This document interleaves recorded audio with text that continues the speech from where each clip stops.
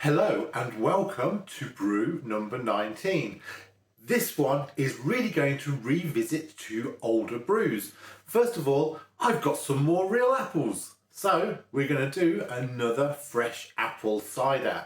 However, this time we're going to also combine it with one of my favourite flavourings from before, which is the sweet apple pie spiced cider. Now, we did that as a turbo cider and we did it as a small quantity, and Christmas is coming, so this feels like a great time for a Christmas cider. If you've been watching previous videos, you'll know I'm a real fan of turbo ciders. But going down the avenue of fresh apple cider has been a real joy. It's also been quite interesting. First of all, the natural gravity of fresh apples is higher than apple juice. That has a double whammy. First of all, it means that the ABV is slightly higher, and secondly, it means I don't have to add additional sugar to get the ABV I typically look for. So that's a win-win. I've also been quite surprised about how sweet they've turned out. Normally you hear about crab apples being quite, sour, but this has definitely not been the case with these. I'm just going to finish my coffee and then we'll be on to chopping apples.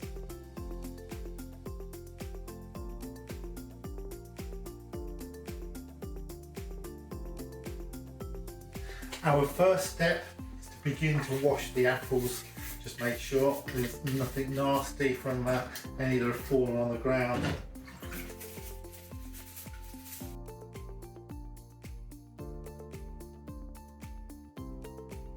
Step 2 then is to coarsely chop the apples. Now last time I had a bit of a problem, and that was I needed to grate it down to be able to get enough juice out. Now I have my pulping bucket, so I think chopping coarsely is a little easier. It is just a case of taking out the core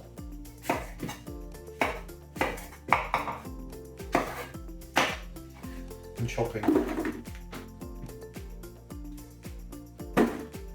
The first batch of apples are coarsely chopped, about 2/3 full, and I've made a modification to my pulping bucket, so hopefully this will help pulp a little bit better. We will see. This just allows the blades to go a bit deeper than it did when we did the pear cider. So.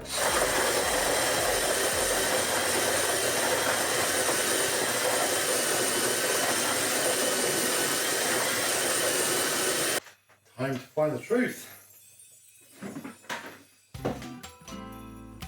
Wow, that made a massive difference. Let me show you.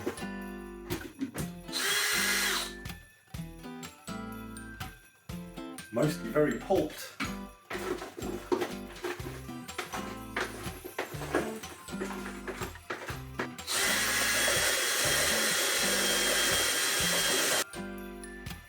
Smash in.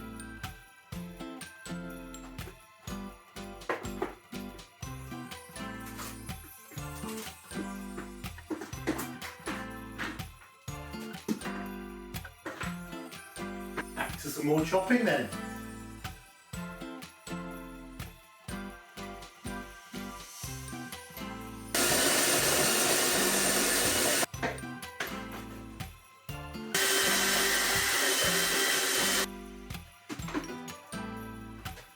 We haven't even started pressing yet and we're already making good progress, so need to try and flatten this off a bit.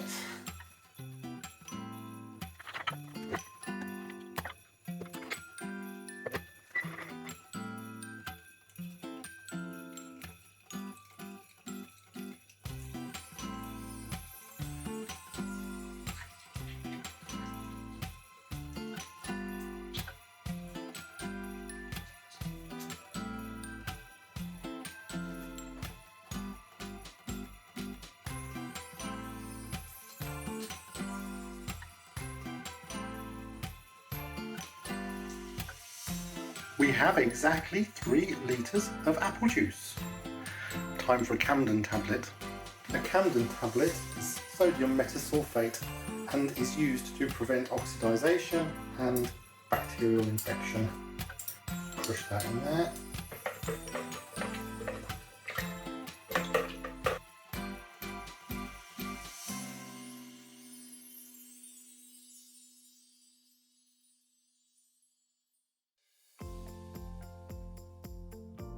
I'm going to talk about the Pulping Bucket. Now, Pulping Bucket is simply a bucket, a lid and a blade. And the blade attaches to a drill and that allows you to pulp up the fruit. The problem I had was the blade wasn't going deep enough into the bucket to really pulp it up. And I had to cut off a little bit of the top here. You can sort of see this rubbish cut there, which was a little nodule at the top, which stopped the drill from going any deeper.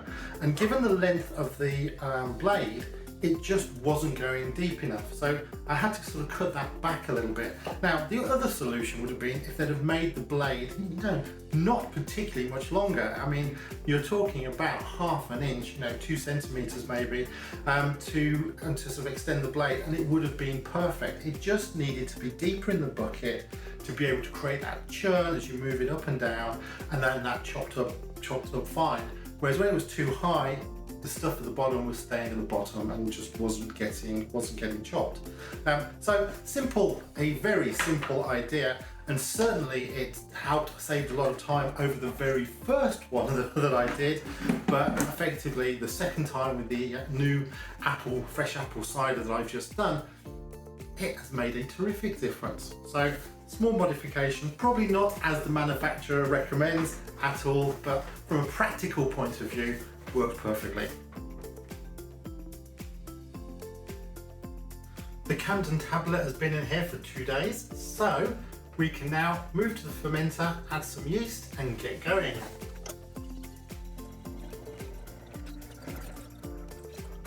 I appreciate there's a lot of headspace here. We only had 3 litres of apple juice, but the good news is once the CO2 starts filling the top, that's safe for this stage, and so long as I'm not planning to rack it off into the same size vessel, then we will be fine. In addition to the yeast, I've also added 3 other components, 4 grams of Fermento and 4 grams of DAP. These are both yeast nutrients and will help the yeast to thrive once fermentation gets going. In addition to that, I'm also adding 4 grams of pectolase. That will help with clearing. It'll remove the pectins from the apple juice and hopefully give us a nice clear end result.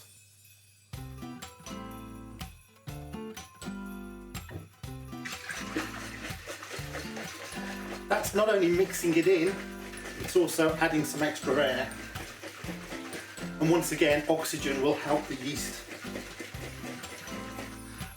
In addition to the 3 litres, I've also got a little bit of a measuring cylinder here, so we can do our gravity reading and see exactly how much sugar we've got in the fresh apple juice. But once again, historically I've found fresh apple juice is coming out much higher gravity than store-bought apple juices I've been using in the Turbo Cider. So let's see how we're doing today.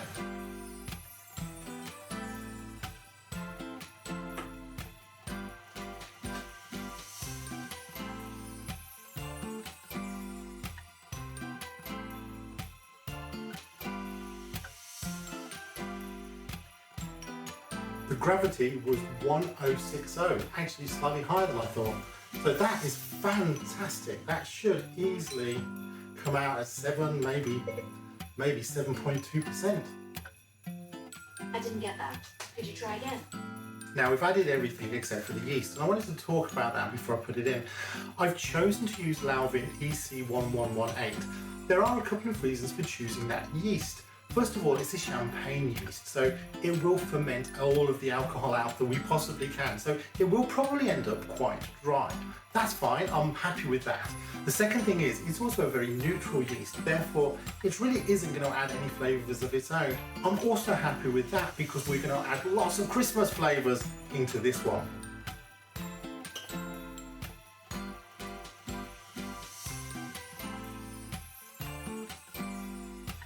Final step then,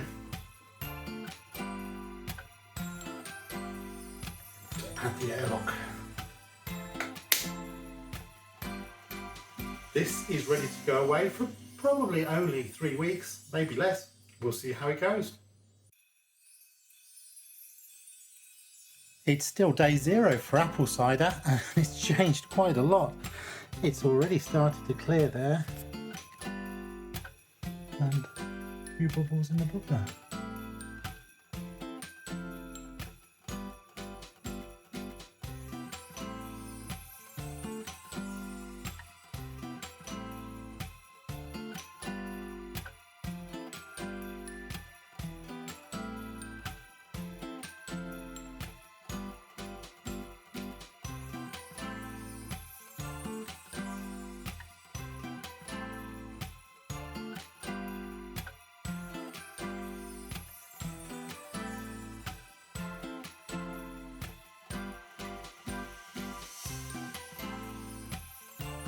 Apple Cider Day 2. All a bit quiet.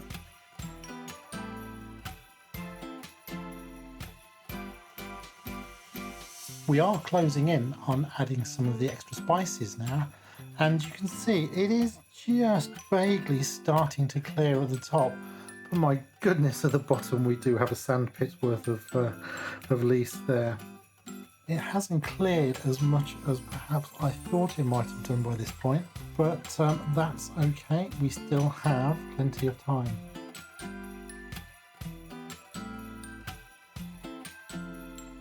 Still looking quite cloudy. A good amount of sediment at the bottom. Our flavour additions are 250 grams of sweetener, cinnamon stick, 3 cardamom pops, 6 allspice berries, some nutmeg which I'm going to grind, 4 cloves, dried orange peel, and 6 vanilla drops. 4 cloves,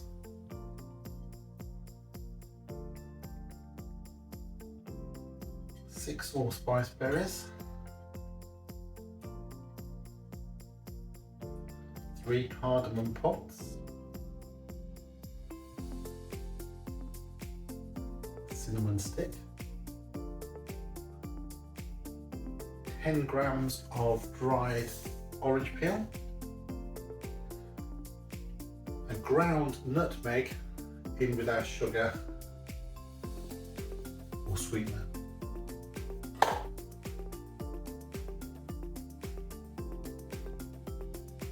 And 2 teaspoons of vanilla extract.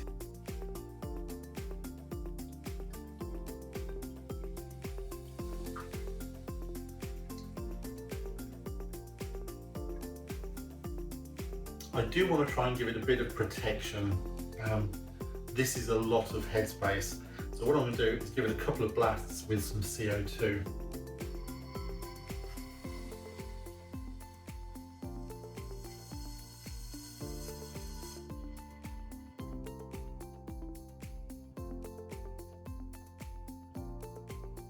The aroma is starting to come through already, but not cinnamon yet. And there we have it. We're going to put it away for another couple of weeks, and then we will rack it off and bottle it. It is starting to clear out a little bit. I still want to leave those flavours in there for a bit longer though. So we're just going to sort of see how this one goes. But it is starting to look very good. It probably does need racking again before I bottle, just to try and help clear it a bit, I'm thinking, but we'll sort of see how that goes. Our Christmas cider is cleared up nicely. We're on day 29. I think this is almost ready to move now. Need a bit of carbonation before we actually get to Christmas. I think we could make a snow scene out of these flavourings floating in the cider. Very Christmassy.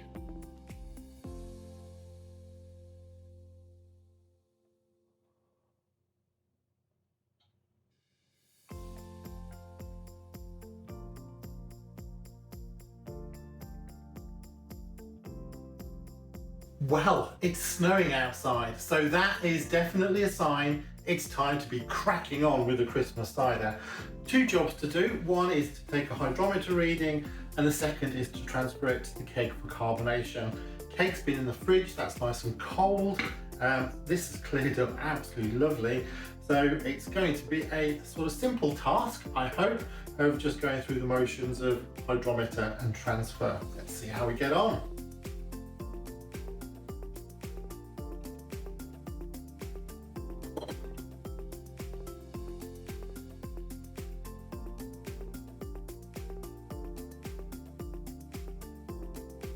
Okay, so that's 1.016. That's not quite as dry as I expected, which is perhaps a good thing. That may mean it's got some residual sweetness. I'm going to use this for our taste test as well.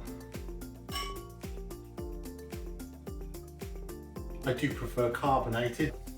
Ooh, wow, that's got a really lovely aroma. core. Gosh, quite happily, surprisingly. Definitely the cinnamon, cloves. You know, it's all coming through.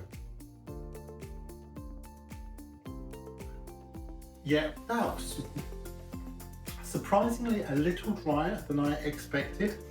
So, but having said that, I think this is absolutely fine for this one.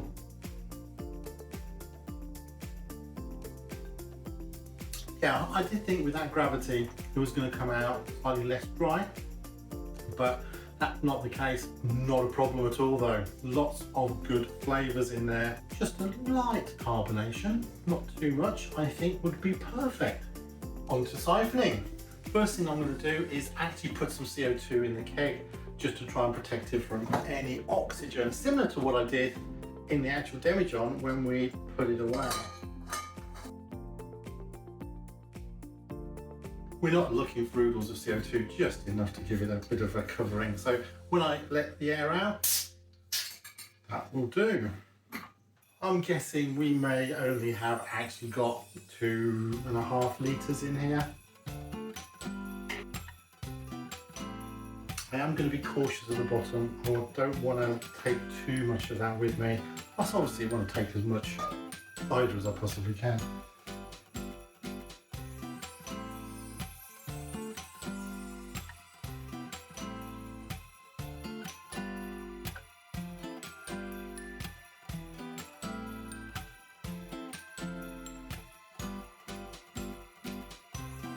I may have to get some more of these.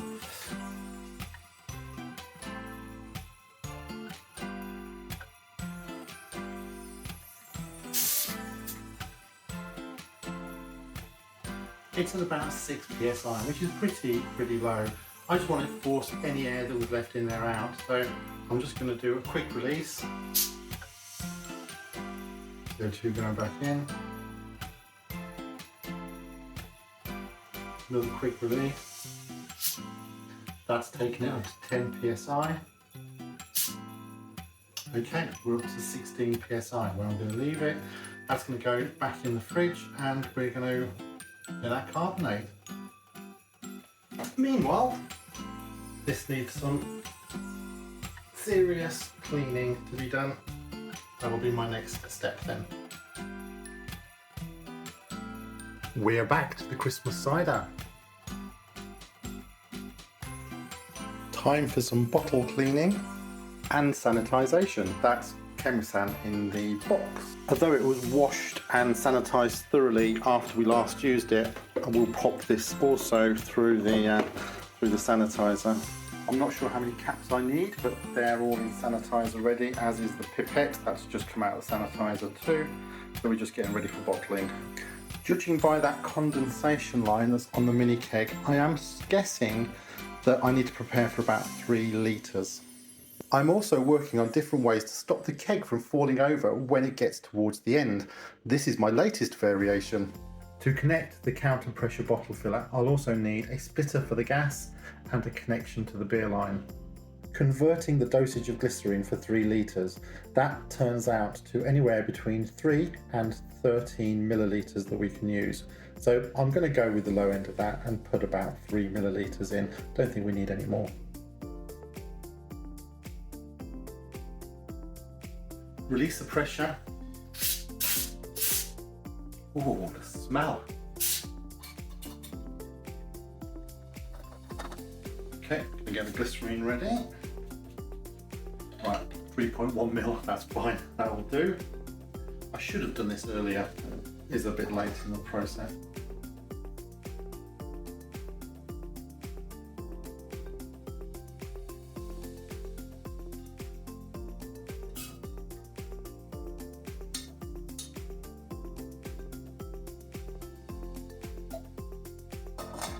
Everything is pressurized, ready to go. This is a different layout for counter pressure bottling than I've used before. Hopefully lessons learned from previous ones. This setup is a little bit smoother, more of a natural flow from bottles to pressure to sort of capping. We will see. interesting little lesson learned from that first bottle. I set the pressure a little high. I've just checked it. It wasn't 10 like I thought I'd left it, but it actually went up to 16 psi. So I'm going to bring the pressure down a little bit. I was really struggling to hold the cap in the bottle when I was doing that one, and I knew that the sort of something was up and the pressure was a little bit higher than I expected. So I normally have it set around about 10 to 12, so that was clearly a difference. I'm just going to bring that down a touch. Hopefully better luck on the next one.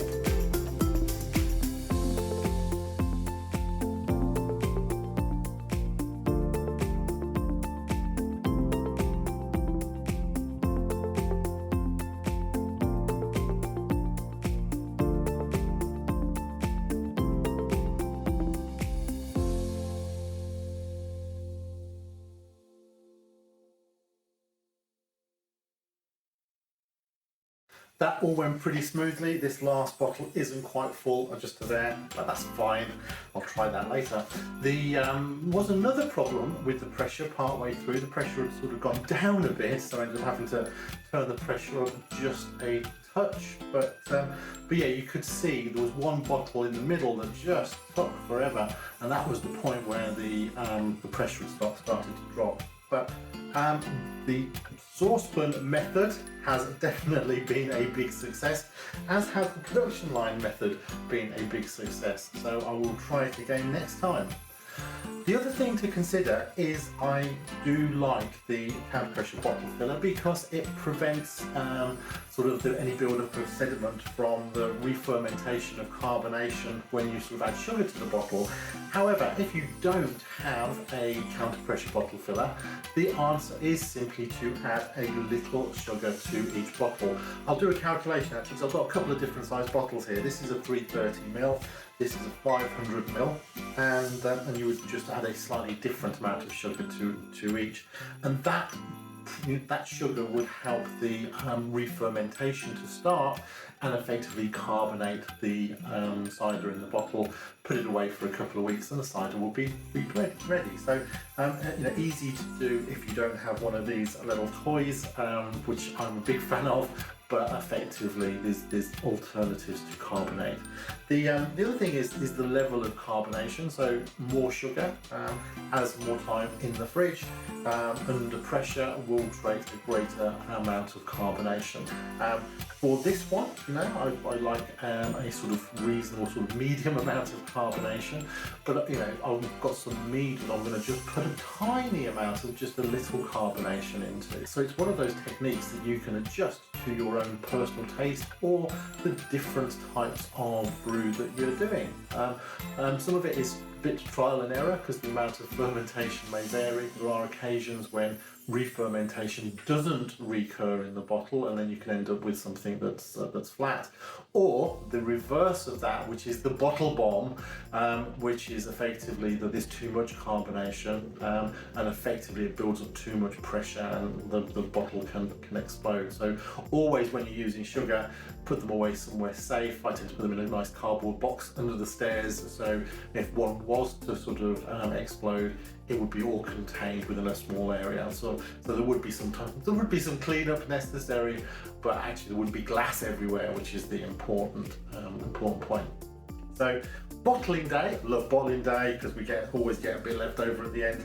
Love bottling day. So bottling day is done. So this is of course the Christmas cider. So I'm wanted to do lots of small bottles because I'm going to share it around. So hopefully we'll find some reviews as well to add later on. This was all that was left in the bottom of the keg.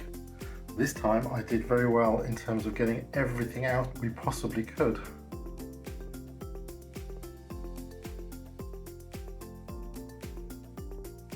Merry Christmas and Happy New Year! Thank you for watching this latest video. This video is slightly out of sequence because I've already done a couple of fresh fruit ciders, but this one was particularly focused on a few Christmas spices. So I'm going to release this one at Christmas and the others you can sort of see early next year. So many thanks for watching. Please do like and subscribe. Let's have a taste of what we've produced. So this is the bottle that was not quite filled from our bottling earlier today. You can smell the spices straight away.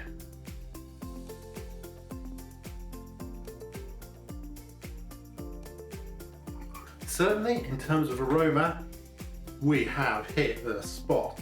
And also, I mean, all of the spices do sort of come through, but particularly the cinnamon this time. I had a bit of a failure with cinnamon. There's also remarkably an apple sort of flavour to it, so, or aroma to it. So let's give it a try.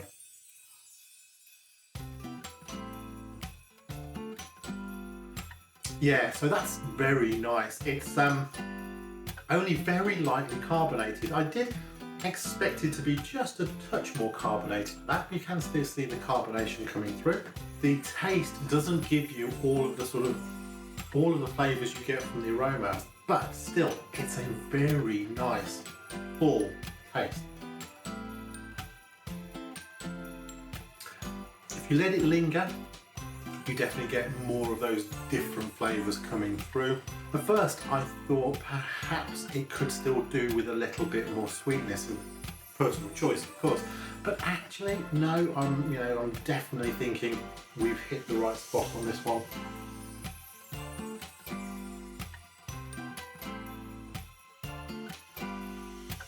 Now, interestingly, I used the Lalvin EC1118 yeast on this, and I'd also dosed it with a bit of extra sugar, really with the view that I would expect it to come out around 7% or 7% plus.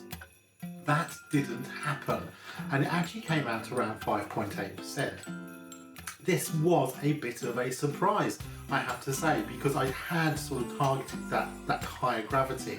And in fact, the final gravity stopped at 1.016. I expected it to come much lower, become much drier. I'm not entirely sure what went wrong there. Given that I was planning this for Christmas and so time was against me, 5.8% was a perfectly reasonable end result. But effectively I would have been quite happy with it just being a smidge higher. Fermentation had stopped at 11 days, so I've given it sort of enough time. If I'd have had more time and I wasn't trying to get this in the bottle for Christmas, then I might have just sort of dosed it again, given it a bit more yeast, given it a bit more sugar, and seen if we could sort of start the fermentation going again.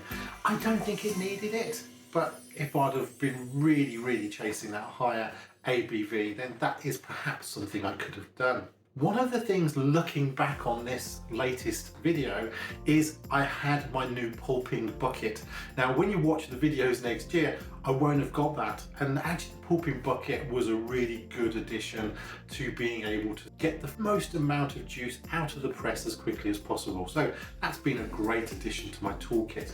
The other thing is, I spent 25 days in flavouring, and that has definitely paid off. The only thing is, it's still got a touch of haze to it. I'm not, you can just still see, I think, a little bit of maybe the pectins in there. You can see it just sort of in the haze of the cider, and I wonder if, one of two things. One, maybe I've caught a bit of cold haze. One of the things you can do, because I cold crashed it, maybe.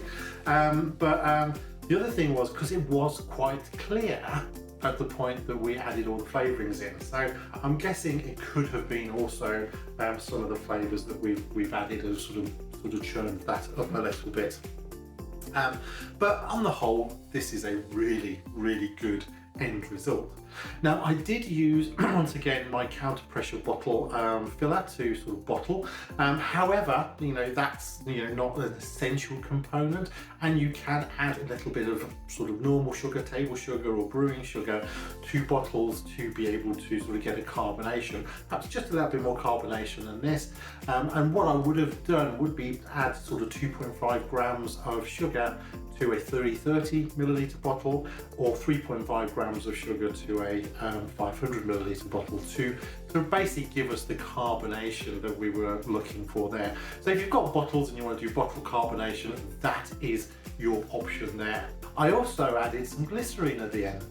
Now I am quite a fan of this. It does a number of things. One is it does add a touch of sweetness, though to be honest the sweetness isn't coming through at all.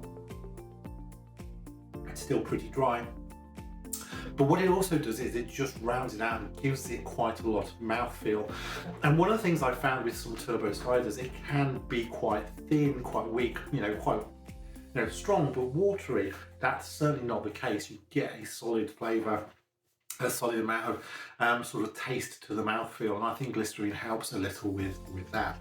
But I didn't add a huge amount. It was 3 millilitres to 3 litres that we had. It was a pretty small dose. We could have dosed it much higher. This really does conclude our Christmas cider. So thank you very much for watching. Please do like and subscribe, and please, I'd love to hear your comments too.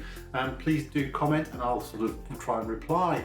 I'm learning as I go along. I'm less than a year into my whole home brewing and cider and seltzer brewing sort of journey. So always lots more to learn. I hope you've enjoyed this. Have a lovely new year and happy home brewing. Cheers.